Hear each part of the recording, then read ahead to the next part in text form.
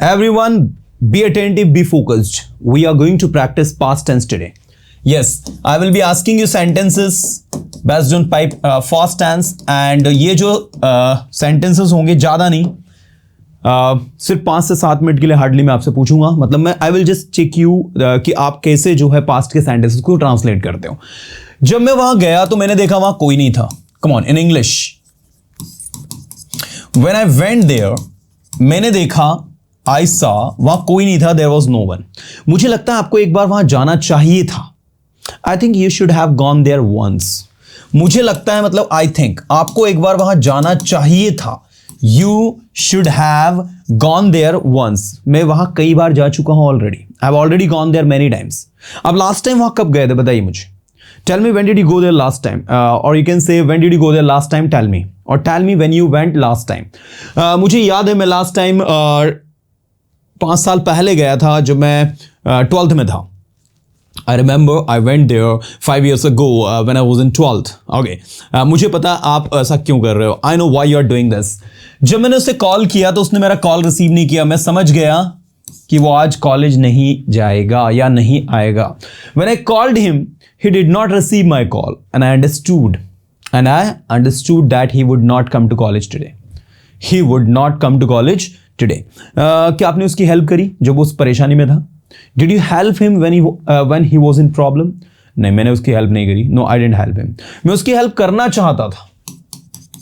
मैं उसकी हेल्प करना चाहता था. I wanted to help him. मैं उसकी हेल्प करना चाहता था. I wanted to help him, but नहीं कर पाया. But I couldn't help him. मैंने उससे प्रॉमिस किया कि नेक्स्ट टाइम मैं उसकी मदद जरूर करूंगा. अब देखो एक सेंटेंस किसका है, पास्ट का. आई प्रॉमिस्ड हिम, मैंने उससे प्रॉमिस किया दैट अगली बार मैं उसकी मदद जरूर करूंगा. I would surely help him. ठीक है. आई promised him that I would surely help him. मुझे लगता है आपको वहां नहीं जाना चाहिए. आई थिंक, मुझे लगता है आपको वहां नहीं जाना चाहिए था. पास्ट की बात है. I think you should not have gone there. आप बिना परमिशन के वहां क्यों गए? Why did you go there. आप वहां क्यों गए? Why did you go there. बिना परमिशन के का इंग्लिश क्या होगा? Without permission. Why did you go there without permission? आपने उसकी मदद क्यों करी? Why did you help him? आपने टॉपिक क्यों पढ़ाया? Why did you teach? क्या कहेंगे? Why did you teach? मैंने टॉपिक पढ़ाया क्योंकि मुझे पढ़ाना पसंद है. I taught this topic because I like to teach. मैं वहां गया क्योंकि मैं वहां जाना चाहता था. बोलते रहो मेरे साथ. I went there क्योंकि मैं वहां जाना चाहता था. Because I wanted to go there. कल मार्केट में मैं अपने पुराने दोस्त से मिला. कल मार्केट में मैं अपने पुराने दोस्त से मिला. Yesterday I came across. देखो केम अक्रॉस का मतलब समझना है कैसे यूज होता है. किसी से संयोगवश मिलना, that is called came across. Yesterday I came across one of my old friends in the market. ठीक है. Yesterday I came across one of my old friend in the market. कल मैं अपने पुराने दोस्त से मिला मार्केट में. मैं उससे कई सालों बाद मिला था. I met him after a long time, or you can say I met him after so many years. हमने काफी देर बातें की. We talked for a long time. फिर हमने एक कप कॉफी ली. Then we had coffee together.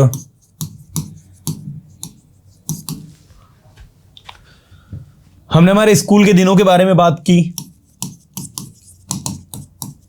We discussed about school's days, कि हम कैसे स्कूल जाया करते थे, हम कैसे एंजॉय किया करते थे. We discussed about the school days, how we used to go to school and used to enjoy. मुझे लगता है आपको एक बार वहां जरूर जाना चाहिए. I think you must go there once. उससे मिलने के लिए, to meet him, to meet him. मैंने उससे पूछा कि वो क्या कर रहा है. I asked him what he was doing. ये नरेशन वाला कॉन्सेप्ट है ना. I asked him what he was doing. मैंने उससे पूछा वो क्या कर रहा है. And he replied, और उसने बताया कि उसने कोई आईटी कंपनी को ज्वाइन किया. He replied me that he had joined an IT company और 5 सालों से वहीं जॉब कर रहा है. And had been working in that company for 5 years. आप देख सकते हो एक छोटा सा स्टेटमेंट, एक छोटा सा पैराग्राफ हमने यहां पर क्रिएट किया है, इन विच you just came across one of your old friend in the market. After a long time, you discussed so many things. You discussed about your schooling.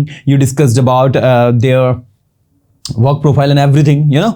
So what I'm telling you, when you write down this kind of small incidents, this kind of small situations in your own words, and when you try to speak, you somehow able to command over English language. You somehow able to command over past tense, especially because what we have noticed as a language trainer, we have noticed that these students they make many mistakes. They make a lot of mistakes when it comes to speak in past tense, because past tense what requires, it requires your command, your way of presentation, your grammatical skills, you know, the way you make the sentences, it requires everything.